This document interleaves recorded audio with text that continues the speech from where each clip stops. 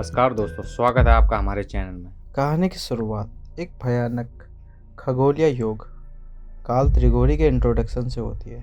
ये वो महीना होता है जब अप्रैल में चैत्र अमावस्या, चैत्र पूर्णिमा और बैसाखी अमावस्या एक साथ पड़ती है।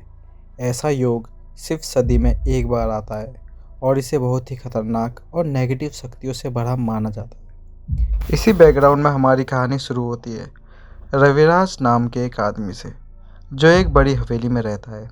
रविराज को ज्योतिष्य पर गहरा विश्वास है और वो प्रोफेसर अग्निवेश को अपना आइडियल मानता है, जिन्होंने ज्योतिष्य एक साइंस नाम की किताब लिखी है। एक दिन टीवी पर प्रोफेसर का इंटरव्यू आता है, जिसमें वो अपनी नई किताब काल त्रिगोरी के बारे में बताते हैं। इंटरव्यू में प्रोफेसर बताते हैं कि 99.7% भूत प्रेत वाली घटनाओं के पीछे साइकोलॉजिकल रीज़न होते हैं, लेकिन 0.3 सच में रियल होते हैं। वो बताते हैं कि हजारों साल पहले एक पिशाच कबीला था जो काल त्रिगोरी नाम के शैतान की पूजा करता था।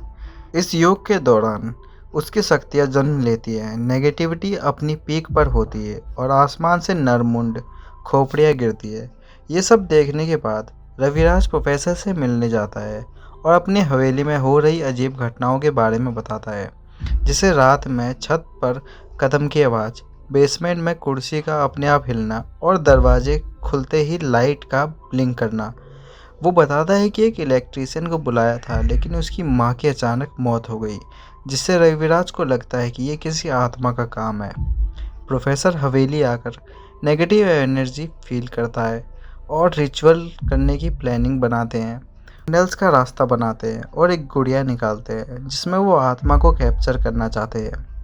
लेकिन तभी रविराज की वाइफ माधुरी आ जाती है और गुस्से में रिचुअल रोक देती है और गुड़िया को छू लेती है।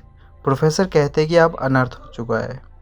बाद में प्रोफेसर रविराज को वार्न करते हैं। 1 अप्रैल काल त्रिगोरी की पहली काली रात है और माधुरी ने अपनी मौत को इनवाइट कर लिया है।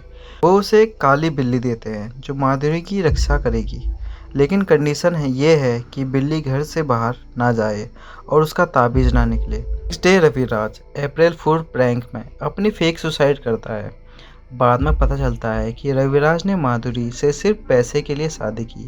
वो सिर्फ उसकी प्रॉपर्टी चाहता है। माधुरी को शक है कि रविराज ने उसके पहले हस्बैंड आदित्य को भी रोप पे एक्सीडेंट में मारा था। एक दिन फाइट के दौरान माधुरी को हार्ट अटैक आता है।